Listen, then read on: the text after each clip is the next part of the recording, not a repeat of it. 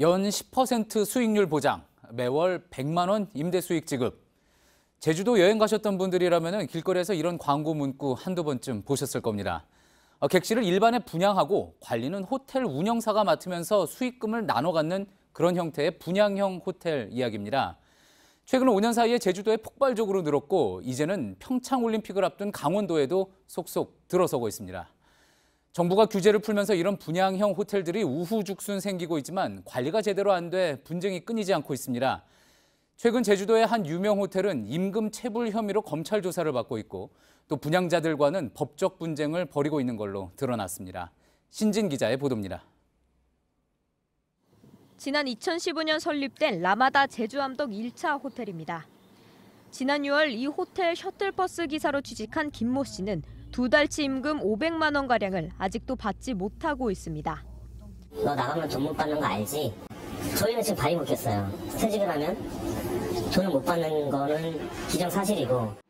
서귀포에 위치한 같은 계열 호텔 직원 진모 씨도 결국 임금 300만 원을 받지 못하고 퇴사했습니다. 프론트 직원 한 분은 밖에서 나가서 사는데 2달 월세 밀려 있고 지금 카드랑 휴대폰 다 연체돼서 이제 신용불량자 되게 생겼는데. 지난해 말부터 노동청에 임금체불 진정을 넣은 이 호텔 직원들은 100여 명. 확인된 체불액은 3억 원에 달합니다.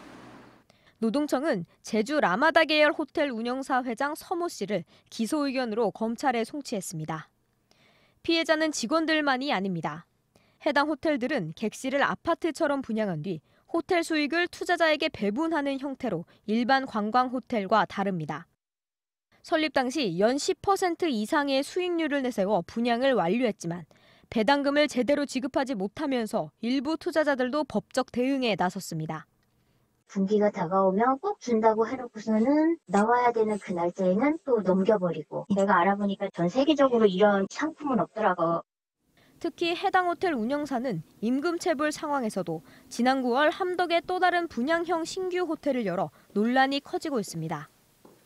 어떻게 그 당연히 없었냐? 10% 20% 뭐라고 해도 수익률 몇 프로 보상. 이건 거의 사기다.